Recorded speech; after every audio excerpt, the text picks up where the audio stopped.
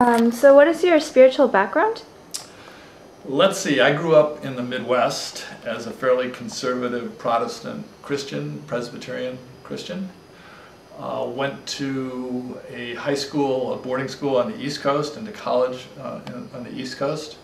Over that time, went through stages of being an atheist, getting very interested in Hinduism, ultimately becoming a Unitarian Universalist, and now I would describe myself as a conservative within Unitarian Universalism, as a committed Christian Unitarian Universalist. And what led you to become the Dean of Religious Life at Stanford? I spent more than 16 years as the university chaplain at Tufts University on the East Coast, and got a call one day from Stanford, from the search committee, saying that they were looking for a new Dean for Religious Life and would I be interested in applying.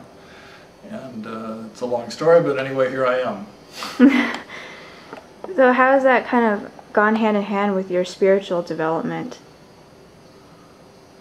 My spiritual development's been pretty active all the way back to early childhood. So I think what's been most interesting to me spiritually at Stanford is the incredible pluralism that we find here on this campus and in this area on the West Coast.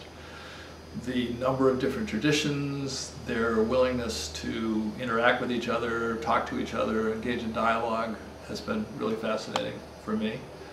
And the position of the Dean for Religious Life is one to advocate for, to oversee, to assist all of the different groups from Baha'is to Zoroastrians that exist here on campus, and to help secular people understand these religious groups, what they do, and so on. So a lot of my work has been in relation to helping interfaith dialogue to grow and to flourish, especially post 9/11. I mean, my own spiritual development had a strong jolt there along with everybody else's when you recognize, number one, how important religion is in the world, what an incredible motivator it is, how people in response to 9/11 went back to their synagogues and mosques and temples and churches and to their religious communities immediately thereafter as a place of solace and to make sense of it and so on. But that's continued in a variety of ways since. We seem to lurch from one world disaster to the next, from tsunamis and hurricanes to the most recent war between Lebanon and Israel and so on. Great. How have you synthesized your spiritual beliefs with your scientific beliefs?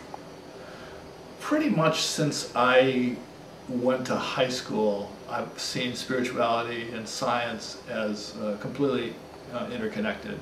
I can't personally say or do things religiously that don't make scientific sense, logical sense, rational sense, and so on. And actually, I emerged from my atheistic period in late high school and college by interests in math and science and social sciences and so on, which led me from a kind of blank slate of not being religious to say, wow, isn't it interesting in mathematics how infinity has been utilized, and is there any such thing as infinity, and why do we use it in calculus and assume that you run n to infinity, and asymptotes reach lines at infinity and so on. So I became quite interested there. I became interested in psychology, how mystical experience, religious mystical experience probably has biochemical bases, and what are the biochemical bases in the brain that lead people to have these kinds of experiences of union and harmony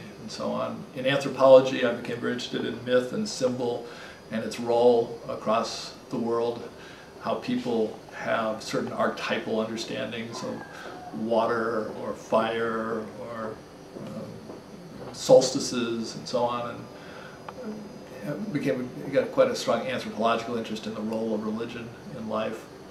It continues sort of subject to subject, literature, music, art, and I kind of rebuilt my understanding of religion in consonance with my understanding of science.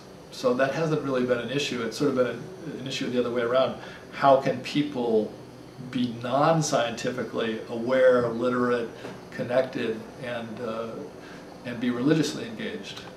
So I think my position's somewhat different probably from a lot of people who talk about this great crisis or problem between religion and science. It's not a problem to me.